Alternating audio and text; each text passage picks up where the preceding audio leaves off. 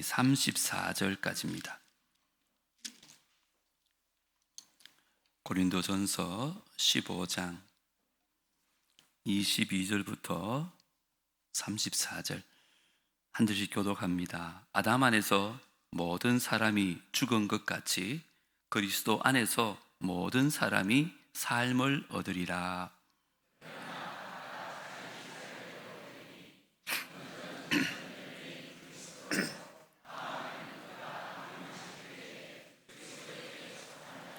그 후에는 마지막이니 그가 모든 통치와 모든 권세와 능력을 멸하시고 나라를 아버지 하나님께 바칠 때라.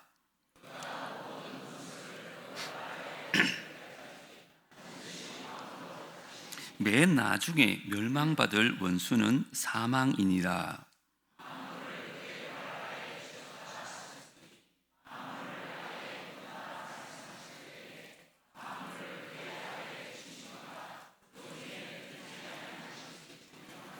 만물을 그에게 복종하게 하실 때에는 아들 자신도 그때의 만물을 자기에게 복종하게 하신 이에게 복종하게 되리니 이는 하나님이 만유의 주로서 만유 안에 계시려 하심이라.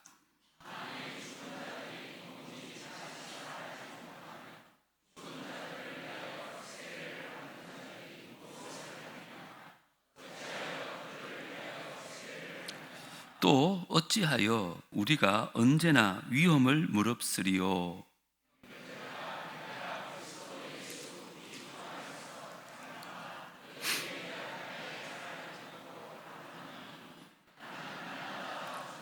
내가 사람의 방법으로 에베소에서 맹수와 더불어 싸웠다면 내게 무슨 유익이 있으리요. 죽은 자가 다시 살아나지 못한다면 내일 죽을 터이니 먹고 마시자 하리라. 다 같이요. 깨어 의를 행하고 죄를 짓지 말라. 하나님을 알지 못하는 자가 있기로 내가 너희를 부끄럽게 하기 위하여 말하노라. 아멘. 오후 예배 때 고린도전서 15장을 통하여 이제 부활에 대한 얘기를 몇 주 동안 나누고 있습니다. 지난 시간에는 부활을 믿으십니까? 라는 제목으로 부활이 없으면 초래될 6가지 불행과 또 부활이 분명히 있기 때문에 우리가 누리게 될 6가지 축복에 대해서 말씀을 나누었습니다. 또 어떻게 아담의 죄가 우리의 죄가 되었고 어떻게 예수님의 의가 우리의 의가 되었는지 대표와 연합의 원리를 통해서 말씀을 배웠습니다. 오늘은 이 부활의 신앙을 가진 우리가 이제 어떠한 삶을 살아야 되는지를 좀 살펴보려고 합니다. 그냥 부활을 믿는 믿음에 그치지 말고 그 부활 신앙이 삶으로 이어지는 복된 시간 될 수 있기를 주 이름으로 축복합니다. 한 3가지를 살펴볼 텐데 부활의 삶은요, 먼저 그리스도 안에서 사는 것입니다. 따라 합시다. 그리스도 안에서 사는 것이다. 자, 22절을 다시 읽습니다. 시작. 아담 안에서 모든 사람이 죽은 것 같이 그리스도 안에서 모든 사람이 삶을 얻으리라. 여기 아담 안에서라는 말씀을 눈여겨봐야 됩니다. 자, 아담의 죄로 인해서 우리가 모두 다 죽게 됐잖아요. 그게 왜 그러냐? 우리가 다 아담 안에 있기 때문에 그렇다는 거예요. 마찬가지로 그리스도 안에서 모든 사람이 삶을 얻는다 그랬어요. 여러분, 교회 안에 있는 모든 사람이 아니에요. 기독교 가정에서 태어난 모든 사람이 아닙니다. 예수 그리스도를 믿는 믿음으로 말미암아 그리스도 안에서 모든 사람이 부활하게 된다는 거예요. 23절도 보세요. 그러나 각각 자기 차례대로 되리니 먼저는 첫 열매인 그리스도요, 다음에는 그가 강림하실 때 어디에 속한 자요? 그리스도에게 속한 자요. 누가 생명의 부활에 참여할 수 있느냐? 예수님이 부활하셨다고 해서 모든 사람이 다 생명의 부활이 있는 게 아니라는 거죠. 오직 예수 그리스도를 믿는 믿음으로 중생하고 예수 그리스도에게 속한 사람, 다시 말하면 예수님 안에 사는 사람만이 생명의 부활을 경험하게 된다는 거예요. 예를 들어 볼까요? 인천공항에 가면 미국에 가는 비행기도 있고 제주도에 가는 비행기도 있고 비행기가 쫙 서 있습니다. 여러분들이 미국 가는 비행기를 타면 당연히 미국 갈 것이고 제주도 가는 비행기를 타면 당연히 제주도 갈 겁니다. 그것에 대해서 아무도 의심하지 않고 그냥 믿고 탑니다. 그런데 여러분, 그 믿음만 갖고 그 생각만 갖고 미국이나 제주도에 갈 수 있을까요? 못 갑니다. 무슨 말입니까? 우리가 그 믿음을 가지고 비행기 안에 들어가야 되는 거예요. 그러면 그 비행기가 미국으로, 제주도로 우리를 데려다 주는 것입니다. 마찬가지입니다.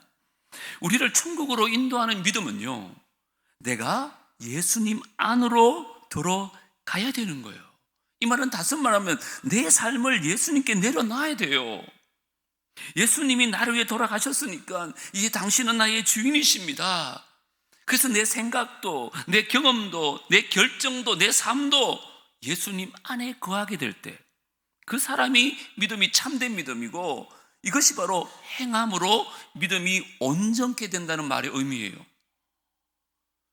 여러분, 아무리 예수님이 죽은 자 가운데 살아나셨지만 예수님과 나와 아무런 관계가 없다면, 내가 예수님 안에 있지 않으면 여러분 부활의 주인공이 될 수 없습니다. 요한복음 15장 5절 6절 유명한 말씀인데 우리 같이 한번 읽어보겠습니다. 시작. 나는 포도나무요 너희는 가지라. 그가 내 안에, 내가 그 안에 거하면 사람이 열매를 많이 맺나니 나를 떠나서는 너희가 아무것도 할 수 없습니다. 사람이 내 안에 거하지 아니하면 가지처럼 밖에 버려져 마르리니 사람들이 그것을 모아다가 왜요? 불에 던져 사르느니라. 보세요, 가지가 나무에 붙어 있어야 생명이 있는 거죠. 나무에서 떨어진 가지는 죽은 가지가 되어서 점점 메마르게 되는 거죠. 열매를 맺지 못하게 되고 결국은 밖에 버려져서 불에 다 없어진다는 거죠. 그러나 나무에 붙어있는 가지는 어떻게 될까요? 포도나무와 연합되어져서 포도나무 가지 안에 있고 가지는 나무와 서로 연결되어서 자연스럽게 열매를 맺게 된다는 걸, 이게 참된 믿음이요, 이게 부활의 삶이라고 말하고 있어요. 여러분, 묻고 싶습니다. 여러분은 그리스도 안에 살고 계십니까? 아니면 그냥 일주일에 한번 교회에 왔으면 예수님 바라보고 계시진 않습니까? 여러분 스스로 한번 생각해 보세요. 자기가 평소에는 나무에 떨어져 있다가 일주일에 단 한 번, 그것도 1시간 나무에 접붙임하면서 주님 내가 열매 맺게 해주세요. 아무리 열심히 바란다 해도 그 가지가 열매를 맺을 수 있을까요? 불가능합니다. 여러분, 일주일 내내 내 마음대로 살다가 예배 드릴 때만 하나님께 와가지고 내가 주님 사랑합니다, 그 찬양 주님 받으시겠습니까? 그건 참된 믿음의 생활이 아닙니다. 꼭 명심하세요. 우리가 어디에 있든지 주님과 늘 동행하는 삶을 살아야 돼요. 아침에 예수님과 함께 일어나서 하루 종일 예수님과 동행하다가 저녁에 예수님과 함께 잠이 드는 거죠. 주님과 함께 호흡하고 주님과 함께 동행하는 삶, 그게 바로 예수님 안에 있는 참된 믿음이요 부활의 삶이라고 말합니다. 만약 여러분 가운데 오늘 이 말씀 들었고 내가 교회는 오래 다녔는데 내가 예수님 믿는다고 말은 했는데 나무에서 떨어져 있는 죽어가는 가지 같다는 생각이 든다면 여러분 오늘 이 시간에 회개하시고 정말 예수님을 구세주로 또한 내 마음의 주인으로 영접하시고 또 동시에 여러분의 삶을 예수님께 드리시고 주님 안에서 주님과 늘 동행하는 삶을 사는 여러분 되어지기를 주 이름으로 축복합니다. 그래야 여러분 부활에 참여할 수 있어요. 두 번째, 부활의 삶은 그리스도 안에서 사는 것뿐 아니라 그리스도를 위해 죽는 것입니다. 따라합니다. 그리스도를 위해서 죽는 것이다. 사는 건 괜찮았는데 죽으라 그러니까 좀 두렵죠. 두려워해야 돼요.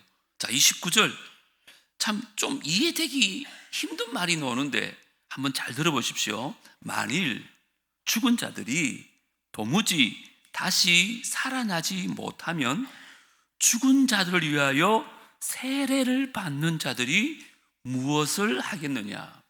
어찌하여 그들을 위하여 세례를 받느냐? 바울이 하는 말을 죽은 자를 위해서 대신 세례를 받아야 된다, 그런 말로 오해하면 안 돼요. 여러분, 세례는 그 자체가 사람을 살리는 게 아닙니다.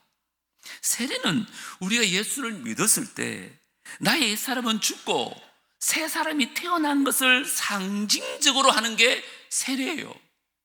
세례가 사람을 살리는 거 아니거든요. 우리가 아무리 다른 사람을 세례 받는다 해도 그 사람이 살아나는 거 아닙니다. 자, 그러면 바울이 왜 이렇게 얘기했을까요? 그 당시에 그 잘못된 신앙을 가지고 이런 예식을 행했던 사람이 있는 거예요. 죽은 사람 가지고 세례 베풀면서 부활에 참여할 수 있는 것처럼 그 얘기를 지금 예로 드는 거죠. 그럴 수 없다는 거예요. 오늘 이 본문에서 중요한 것은 29절이 아니에요. 30절부터 나오는 바울의 부활신앙이에요. 잘 들어보세요. 또 어찌하여 우리가 언제나 위험을 무릅쓰리요. 형제들아, 내가 그리스도 예수 우리 주 안에서 가진 바 너희에 대한 나의 자랑을 두고 단언하노니 나는 뭐요? 날마다 죽노라. 날마다 죽는데요. 내가 사람의 방법으로 에베소에서 맹수와 더불어 싸웠다면, 안 죽고 혈기가 남아가지고 싸웠다면 뭐라고요? 내게 무슨 유익이 있으리요? 여러분, 사도 바울은 그 장래에 있을 그 성도들의 부활을 굳건히 믿었기 때문에 주를 위해서 날마다 그 생명의 위협을 무릅쓰고 살아간다는 거죠. 특별히 에베소에게는 그를 물어뜯기 위해 달려드는 유대교 지도자들과 거짓 교사들이 있었어요. 맹수 같다고 표현해요. 그런데 그들과 싸우면서 나는 날마다 죽는다, 이렇게 고백하는 거죠. 여러분, 날마다 죽는다는 것은 진짜 사도 바울이 죽는 걸 말할까요? 아니요. 이걸 직역하면 나는 매일 죽음의 위험 가운데 처해 있다, 이 말이에요. 하루하루 사는 것이 그만큼 위험했던 거죠. 그런데 사도 바울은 부활의 확신이 있었기 때문에 나는 날마다 죽노라고 고백하면서 또다시 다음날 아침 일어나서 주를 위해서 목숨을 걸고 사투를 벌이기 시작하는 거죠. 여러분, 고린도서 4장에 보면 이런 말씀이 있습니다. 11절부터 읽어드릴 테니까는 한번 상상을 한번 해보세요. 바울에 대해서. 바로 이 시각까지 우리가 줄이고 목마르며 헐벗고 메맞으며 정처가 없고 또 수고하여 친히 손으로 일을 하며 모욕을 당한 적, 축복하고, 모욕을 당하는데 축복하는 거예요. 박해를 받은 적 뭐예요? 참고. 비방을 받으면요, 권면하는 거예요. 우리가 지금까지 세상의 더러운 것과 만물이 찌꺼기 같이 되었다. 여러분, 바울은 남들에게 대접받으면서 전도하지 않았습니다. 먹을 것도 없었고요, 입을 옷도 변변치 않았습니다. 거처할 집도 없이 정처 없이 떠돌아다니면서 복음을 전합니다. 그러면서도 많은 사람들이 모욕을 당합니다. 박해를 받고 비방을 받고 사람들은 그를 더러운 쓰레기라고 그렇게 모욕했습니다. 자, 그럼에도 불구하고 그는 좌절하지 않습니다. 주를 위해서 날마다 죽는 심정으로 복음을 전하는 거예요. 왜 그랬을까요? 그에게 부활신앙이 있었기 때문에 그런 거예요. 심지어 우리가 잘 아는 고린도서 11장 24절부터는 같이 한번 읽어보겠습니다. 시작. 유대인들에게 40에 하나 감한매를 5번 맞았으며 3번 태장으로 맞고 1번 돌로 맞고 3번 파선하고 일주일을 깊은 바다에서 지냈으며 여러 번 여행하면서 강의 위험과 강도의 위험과 동족의 위험과 이방인의 위험과 시내의 위험과 광야의 위험과 바다의 위험과 거짓 형제 중의 위험을 당하고 또 수고하며 애쓰고 여러 번 자지도 못하고 줄이며 목마르고 여러 번 굶고 춥고 헐벗었노라. 여러분은 이런 천대와 멸시를 받으면서도 예수님을 계속 섬길 수 있겠습니까? 여기 40에 하나 가만매라는 말은 40대를 맞으면 사람이 죽는데요. 그래서 사람이 죽지 않게 하기 위해서 39대에 멈추는, 그 매를 한두 번도 아니고 5번이나 맞았다는 거예요. 그럼에도 그는 복음에 대한 열정을 굽히지 않습니다. 마지막 순간까지 주를 위해서 살다가 결국 죽어요. 그런데 우리는 어떻습니까?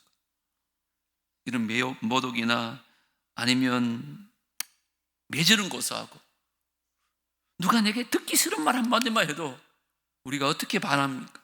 나 이거 안 해. 내가 얼마나 열심히 봉사하는데 나한테 욕을 하다니. 내가 이런 욕 먹으면서 왜 해? 나 안 해. 하루에도 12번씩이나 약한 마음 가지고 주를 숨기고 있지 않습니까? 나를 인정해 주지 않으면 괜히 섭섭하고, 내가 한 일에 대해서 칭찬해 주지 않으면 괜히 섭섭하고, 사람들이 좀 나를 알아주면 우쭐대면서, 그거는 부활신앙이 아닙니다. 주를 위해서 날마다 죽는 것입니다. 나의 자랑과 나의 욕심과 나의 정욕을 날마다 십자가에 못 박는 것입니다. 그래서 갈라디아서 2장 20절에 뭐라 그래요? 내가 그리스도와 함께 십자가에 못 박혔나니 그런즉 이제는 내가 사는 것이 아니에요. 오직 내 안에 그리스도께서 사시는 것이라. 이제는 내가 육체 가운데 사는 것은 나를 사랑하사 나를 위하여 자기 자신을 버리신 하나님의 아들을 믿는 믿음 안에서 사는 것이다.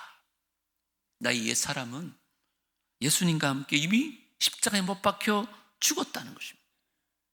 이제 내 안에는 오직 예수님만이 살아계시다는 거예요. 그러므로 우리가 어떤 고난과 역경을 다가오더라도 나는 믿음의 발걸음을 내딛겠다는 거죠. 왜요? 이미 죽은 사람인데 뭘 못 견디겠냐는 거죠. 한동대 초대 총장이었던 김영길 총장님 사모님이 하신 얘기를 제가 들은 적이 있습니다. 학교가 큰 어려움을 겪고 있을 때 이 총장님도 개인적으로 너무너무 어려움을 많이 겪었대요.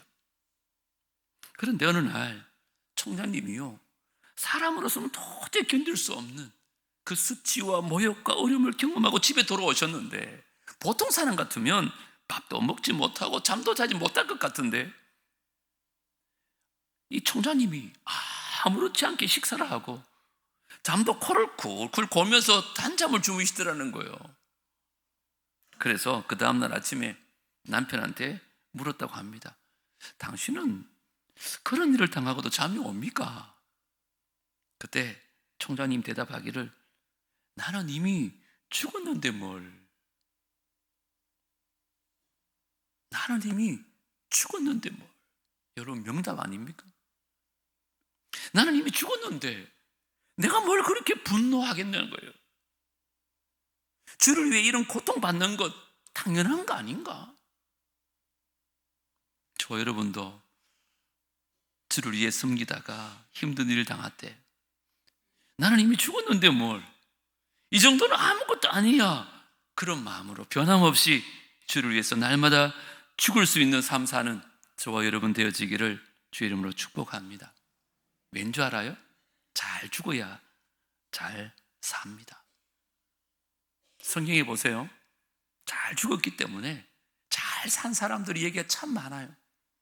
요셉, 자기를 팔아넘긴 형들이나 자기를 배신한 관원장에 의해서 얼마든지 원망할 수 있잖아요. 분노할 수 있잖아요. 그런데 그 마음을 다 죽이는 거예요. 그래서 어떻게 돼요? 많은 사람을 살리는 애굽의 총리가 되어서 잘 살잖아요. 다윗도 보십시오. 억울하게 자기를 죽이려고 쫓아오는 사울에 대해서 우리 같으면 서운한 마음이 든다든지, 또 호랑이 굴에 제 발로 걸어왔을 때 얼마든지 복수할 수 있잖아요. 그런데 손끝 하나 해야지 아니하고 그냥 선대하고 돌려보냅니다. 그도 인간인데 왜 원수 갚은 마음이 없겠어요? 근데 그걸 죽이는 거예요. 그 결과 하나님이 그를 이스라엘의 위대한 왕으로 잘 살게 해주지 않습니까? 여러분도 저도 주를 위해서, 또 복음을 위해서 날마다 죽는 삶을 삶으로 말미암아 이 부활의 축복을 누릴 수 있는 은혜가 있기를 주 이름으로 축복합니다. 부활의 삶은 그리스도 안에서 사는 것이고 그리스도 안에 위에서 죽는 것입니다. 마지막으로 부활의 삶은요, 죄에 대해서 죽고 의에 대해서 사는 것을 부활의 신앙이라고 말합니다. 마지막으로 따라합니다. 죄에 대해 죽고 의에 대해 사는 것이다. 자, 32절부터 제가 읽습니다. 내가 사람의 방법으로 에베소에서 맹수와 더불어 싸웠다면 내게 무슨 유익이 있으리요? 죽은 자가 다시 살아나지 못한다면 내일 죽을 터이니 먹고 마시자 하리라. 그런데 여러분, 속지 말라. 악한 동무들은 선한 행실을 더럽히나니 어떻게 하라고요? 깨어 의를 행하고 죄를 짓지 말라. 하나님을 알지 못하는 자가 있기로 내가 너희를 부끄럽게 하기 위하여 말하노라. 만일 부활이 없다면, 이 세상의 삶이 우리의 죽음과 동시에 끝난다면 먹고 마시면서 쾌락을 위해 사는 것이 당연합니다. 그런데 죽음 후에 부활이 있고 심판이 있기 때문에 우리는 영적인 잠에서 깨어서 그 죄에 대해서 죽고 날마다 의로운 삶을 살아라고 성경은 말하고 있어요. 예전에 제주도에서 그 여성 관광객을 성폭행하고 피살한 범인이 그 천안에 있는 모텔에서 자살한 사건이 있었습니다. 기억나시는지 모르겠는데요. 그가 죽기 전에 자기 죄를 회개한 것이 아니라 또 다른 율랑녀를 불러가지고 성매매하고는 자살을 했다는 뉴스였습니다. 그는 죽으면 모든 것이 끝나는 것으로 생각했던 것 같습니다. 그러니까 남이 어떻게 되든 말든 나의 쾌락을 즐기기 위해서 그 죄악에 빠져 살다가 죽기 전까지 그런 부끄러운 짓을 행하고 죽은 거예요. 저는 그런 생각을 해봐요. 그가 죽은 후에 하나님의 심판대 앞에 서가지고 얼마나 깜짝 놀라면서 가슴을 쥐어뜯으며 후회했을까. 죽음이 끝이 아니라 죽음 후에 천국과 지옥과 심판이 있다는 것을 미리 알았더라면 내가 이렇게 살지 않았을 텐데 하면서 아무리 땅을 치며 후회해도 해가 할 뒤에는 이미 지나가 버렸던 거죠. 자, 여러분은 어떻습니까? 장래 있을 부활과 그 심판을 준비하는 마음으로 죄에 대해 죽고 의에 대해 사는 그런 삶을 살고 계십니까? 아니면 마치 이 세상으로 모든 것이 끝나는 것처럼 나의 정욕과 쾌락을 만족시키기 위해서 온갖 제약 속에 빠져 있지는 않습니까? 들어보셨겠지만 알렉산더 대왕이요, 자기 종에게 아침에 일어날 때마다 제일 먼저 대왕님도 언젠가는 죽을 것을 기억하십시오라고 말해주도록 시켰다는 거예요. 생각해 보세요. 아니, 일어나자마자 죽는 얘기는, 여러분 그렇게 생각할지 모르지만 저는 참 지혜로운 왕이라고 생각해요. 우리도 날마다 우리의 죽음 후의 세계를 바라보면서 준비하며 사는 것이 지혜라는 거예요.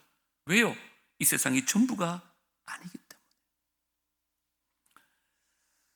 과거 한국의 유명한 깡패였던 김익두라는 사람이 있었는데요, 그 사람이 예수를 믿고 눈물 콧물을 흘리면서 철저하게 회개 후에 나의 옛사람은 죽었다라는 사실을 자기 자신과 온 세상에 공포하기 위해서 신문에다가 죄인 김익두는 죽었어라고 부고장을 올렸다. 그래서 그에게 괴롭힘을 당했던 많은 사람들이 그 신문을 보고는 야, 이거 참 듣던 중에 반가운 소식이다. 이제 내가 두 발 뻗고 좀 잘 수 있겠구나 하고 안도의 숨을 내쉬었다는데, 그 다음날 아침에 평양시장에 나가보니까 웬걸 죽었다 한 사람이 살아서 다니고 있는 거예요. 그런데 그 김익두의 손에 성경이 들려있고 그가 예수님을 전하는 거예요. 사람들이 믿기지 않잖아요. 어제까지만 깡패였는데. 그래가지고 야, 이 사람이 진짜 변한 게 맞아? 이런 일이 있을 수 있어? 우리 한번 시험해보자는 마음으로 찬물을 바가지에 담아가지고 그의 얼굴에 갖다 부었다 그래. 그랬더니 이 김익두 목사님이 아무렇지도 않은 듯이 물을 툭툭 틀어내고 그 사람을 쳐다보며 이렇게 말했대요. 옛날 같았으면 너 벌써 죽었어. 그러나 옛날 김익두가 죽었다는 사실이 얼마나 다행인 줄 알아라고. 그러고는 내가 그래도 주님의 사랑으로 당신을 사랑합니다 그러면서 그 사람에게 복음을 전했다는 이야기입니다. 들어보셨죠? 여러분, 저와 여러분은 옛 사람도 확실히 죽었어요? 아니면 아직도 여전히 옛 분노와 옛 교만과 옛 욕심과 옛 점도들이 시시때때로 고개를 들고 올라오고 있지는 않습니까? 기억하십시오. 우리 모두는 지금도 날마다 죽어야 되는 이 죄의 습성을 다 가지고 있어요. 우리가 육신을 입고 사는 동안은 이 옛사람은 자꾸 살아나려고 꿈틀꿈틀거리고요, 아둥바둥 몸을 부딪힙니다. 그때마다 우리는 뭐 해야 돼요? 나는 예수 그리스도와 함께 십자가에 못 박은 죽은 몸이다. 나의 옛사람은 벗어버렸고 이제는 내 안에 예수 그리스도만이 살아계신다는 것을 그걸 기억하고 날마다 죄에 죽고 의에 대해서 살아야 되는 거예요. 그게 여러분 부활을 믿는 신앙의 삶이에요. 그냥 관념적으로 부활을 믿는 게 아니에요. 그런데 우리가 어떻게 하면 마지막으로 구체적으로 그렇게 살 수 있을까요? 이를 악 물고 내가 죄를 짓지 말아야지 다짐한다고 될까요? 아니요. 데살로니가전서 5장 말씀을 한번 보십시오. 먼저 1절 2절 다 같이 읽어보십니다. 시작. 형제들아, 때와 시기에 관하여는 너희에게 쓸 것이 없은즉 주의 날이 밤에 도둑같이 이를 줄을 너희 자신이 자세히 알기 때문이다. 6절로부터 제가 읽겠습니다. 그러므로 우리는 다른 이들과 같이 자지 말고 오직 깨어 말하고요, 정신을 차릴지라. 자는 자들은 밤에 자고 취하는 자들은 밤에 취하되 우리는 어디에 속한 사람이라고요? 낮에 속하였으니 정신을 차리고 믿음과 사랑의 호심경에 붙이고 구원의 소망의 투구를 쓰자. 주의 날이 어떻게 온다고요? 도둑같이. 이 말은 기대치 않은 날이에요. 우리가 생각지 않을 때에 갑자기 임한다는 거예요. 그래서 우리는 뭐라고요? 정신 차리고 있어야 돼요. 정신줄로만 안 돼요. 예수 안 믿는 사람들처럼 죄를 짓고 살면 안 된다는 거예요. 정신 차리고 뭐예요? 믿음과 사랑의 호심경을 붙이라. 우리 마음을 그 믿음과 사랑으로 늘 보호하라는 거예요. 나를 위해 돌아가신 그 예수 그리스도를 믿는 믿음으로 돌아가라는 거예요. 나를 위해 하나밖에 없는 아들을 내어주신 그 하나님의 은혜에 감사하면서 그 주님을 사랑하는 마음으로 돌아가라는 거예요. 더군다나 뭐래요? 구원의 소망의 투구를 쓰라. 이 땅에 소망을 두는 것이 아니라 다시 오실 예수 그리스도 그분을 바라보면서 내가 돌아갈 본향을 앙망하며 우리의 부활을 기다리며 사는 삶. 그 삶을 통해서 우리가 죄를 이겨낼 수 있고 또한 의의 삶을 살아낼 수 있다고 사도 바울은 얘기하는 거예요. 여러분, 인간의 노력은 되는 게 아닙니다. 날마다 나는 예수님과 함께 십자가에 못 박혀 죽었습니다. 이제 내 안에 오직 예수님만 살아계십니다. 주님만 따르기를 원합니다. 저를 당신의 말씀으로, 구원의 믿음으로, 성령의 충만으로 이끌어 주십시오. 날마다 예수 안에 들어가는 삶을 살 때 나도 모르게 하나님께서 우리 삶에 제도해 주고 의의 열매 맺는 아름다운 삶으로 이끌어 가실 줄 믿습니다. 이제 말씀을 맺으려고 합니다. 오늘 오후 예배에 참석하신 사랑하는 성도 여러분, 우리는 밤에 속한 사람이 아닙니다. 낮에 속한 사람들이, 예수님이 이제 도덕같이 기대치 않은 날에 곧 찾아오실 것입니다. 그때 우리는 부활해서 예수님을 공중에서 만나게 될 것입니다. 그리고 심판이 있을 것이고 천국과 지옥으로 모든 사람들은 나뉘어 가게 될 것입니다. 이 땅은 그저 지나가는 나그네 인생뿐입니다. 제발 이 땅에 소망을 두지 마시고, 이 땅에서 아무리 큰 어려움이 있다 할지라도 좌절하지 마시고 주님만 바라보시고 예수님 안에서 날마다 죽고 주를 위해서 날마다 사는, 그래서 주님 오시는 그날 저 천국에서 주님과 함께 영생 복락 누릴 수 있는 저와 여러분 다 되어질 수 있게 되기를 주님으로 축복합니다. 오늘 세 가지 꼭 기억하십시오. 부활의 삶은 그리스도 안에서 사는 것입니다. 부활의 삶은 그리스도를 위해 죽는 것입니다. 부활의 삶은 의의 죄에 대해 죽고 의에 대해서 사는 것입니다. 오늘 이 말씀 꼭 기억하시고 관념적인 부활 신앙이 아니라 삶으로 부활 신앙을 살아가는 우리 모두가 되어지기를 주님으로 축복합니다. 하나님, 오후 시간 참 피곤할 수 있는데 오늘 부활의 삶, 그것이 어떤 것인지 깨닫게 하시니 감사합니다. 예수를 믿는다고 하면서도 그리스도 안에서 사는 것이 아니라 그리스도 밖에서 살 때가 얼마나 많은지 모릅니다. 예수를 믿는다 하면서도 그리스도를 위해서 죽는 것이 아니라 나를 위해서 날마다 살려고 할 때가 얼마나 많은지 모릅니다. 내가 죽어야 다시 산다는 이 부활신앙 우리 꼭 간직하게 하여 주시옵소서. 특별히 내 옛사랑, 옛 정욕, 옛 죄악들을 십자가에 못 박아 죽게 하시고 이제 의를 위해서 선하게 살아가는 우리 모두가 되게 하여 주시옵소서. 그렇게 살아가는 신앙이 부활신앙이지 그저 관념적으로 믿는 신앙만으로 부활에 참여치 못하다는 것을 꼭 기억하고 삶으로 부활을 살아내게 하여 주시옵소서. 예수님 이름으로 기도드리옵나이다. 아멘.